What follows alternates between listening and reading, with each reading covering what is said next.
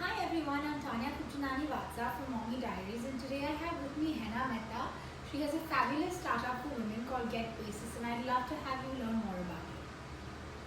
Great. So yeah, thanks Tanya for having me. I'll just start by giving a quick introduction on what Basis is. So I started Basis last year after I realized what a giant gap there is when it comes to women and money management and taking ownership of our financial lives. And arguably, women do need to manage this aspect of their lives more than men even, right? We live longer, chances are we'll probably outlive our spouses, we have higher healthcare costs, we have like a very different, career paths that we may take. And so having a good handle on our money, on our investments, etc. becomes that much more important, right? So Basis it's a content and community driven platform that's focused on financial independence of women. So we have an app where we actually guide our users through their investments. We have some learning modules up there where you can learn the basics, and we run a community on Facebook, and we have a ton of content on our website and in our app, etc. So still early days, but it is picking up, and it's great to see that women are so enthusiastic about it. That sounds fabulous. So actually, earlier this week I posed a question on Instagram as well to see what women wanted to learn more about. And some of the things I got that I would love for you to address is how to teach our children about money, how to tell your child something expensive. I know that comes up regularly in our household as well. And then how can women invest wiser and more sensibly and just know more about their options? Yeah, so I'll take the first question about teaching kids about money. Now, full disclaimer, I'm not a mom, but I've spoken to so many moms and try to understand this. I have a niece, I have a nephew. So I think some of the things that I've seen that work are, one is to just be open about money, right? I think parents do tend to, talk about this separately and things like that. I think transparency is key. Talk about money, talk about if, for God forbid, if there are hardships, etc., like involve the kids, right?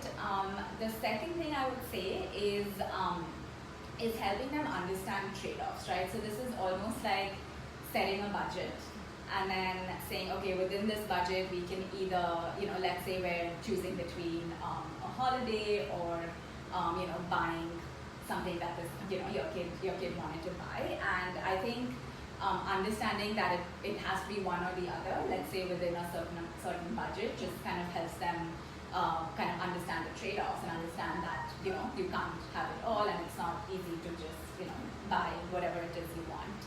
And the third thing, which I see happening a lot more in the West, maybe it does in India. I know you're a mom of two wonderful children, but helping them kind of understand the need to own it, right? So, like small chores around the house, helps them, let's say, earn a little bit of cash, and then use that cash to buy X or buy Y, right? And so the question on like how do you make kids understand that something's expensive? Well, you have to work that much harder to buy it, right? So let's say a small example of, let's say, putting away the dishes every night. Like you may have to do that 10 times to buy that, I don't know, PlayStation or whatever it is that the kid may want.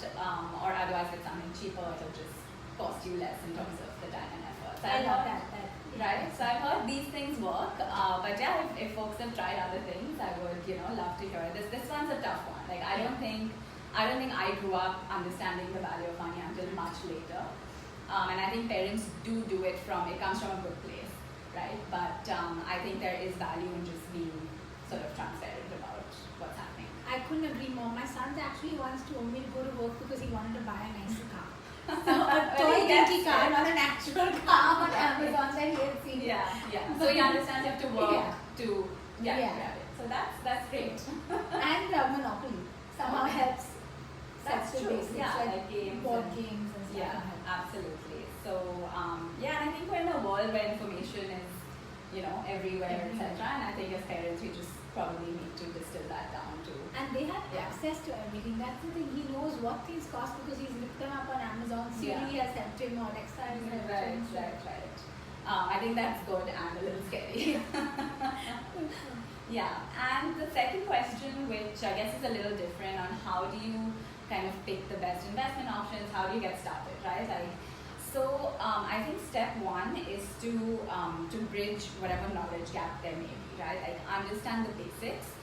It's really not that hard. I think there is a myth that finance and financial concepts, etc., are scary and complex, etc. But just knowing the very bare basic things, the bare minimum stuff is very easy to help you get started, right? So like I said, on the Basis app, we've actually created these bite-sized learning modules that you can literally take. You're stuck in traffic, you can just, it's kind of a flashcard thing on your mobile app, and you can just sort of take lessons. But we cover things like, how is inflation affecting the price of things, what is compounding, starting from the basics, and then kind of going into advanced topics of, how do you save for retirement, what are mutual funds, and things like that. So I think bridging that knowledge gap is step one. Step two is starting with something, starting with a small investment, right? So get your feet wet a little bit.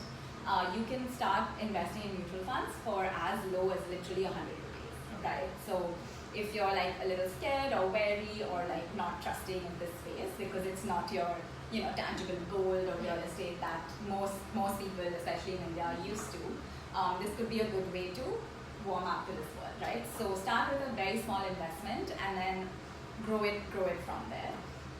And I think number three, I would say, is set financial goals, right? So goal-based investing is really the most effective way of managing your money. So what this means is, so a goal essentially consists of three parts. One is, what is the purpose for a goal? So let's say you're saving up for your kid to go to college. When do you need that money by? So let's say you have a 5-year-old, you need it in the next 13 years.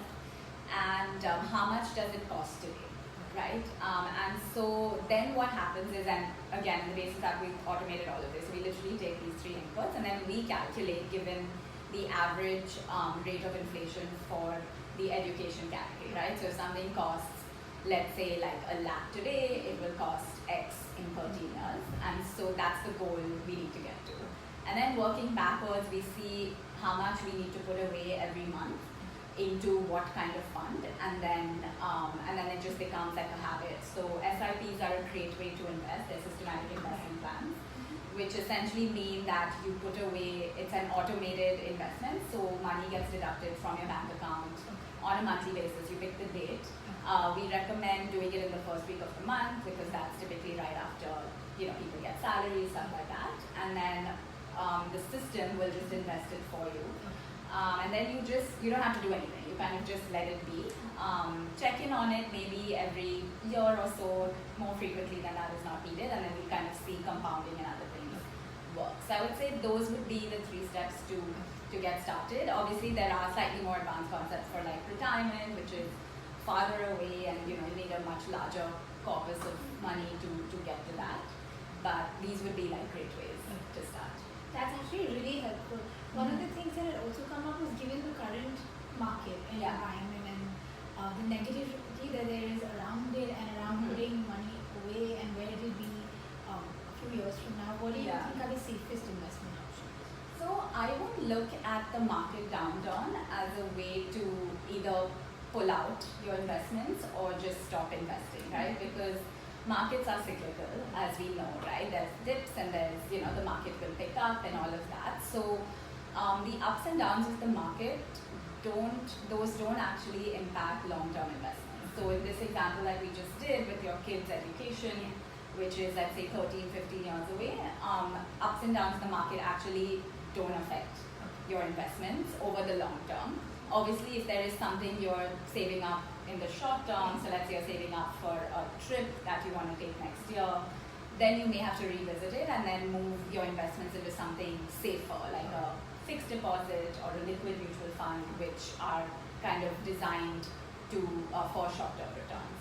But otherwise, in fact, there are studies done on how when the markets fall, you actually don't check it, don't panic, because pulling out of your, let's say, a long-term investment plan is the worst thing you could do for your money. And the markets will pick up. It's just the nature of the space. Great. That's really helpful. Yeah. Awesome. So yeah, I hope this was useful. If folks do have questions, happy to answer them. You can just comment or send us a DM and DM me at Mommy Diaries or Henna at Get Basis. Yes. Great, thank you.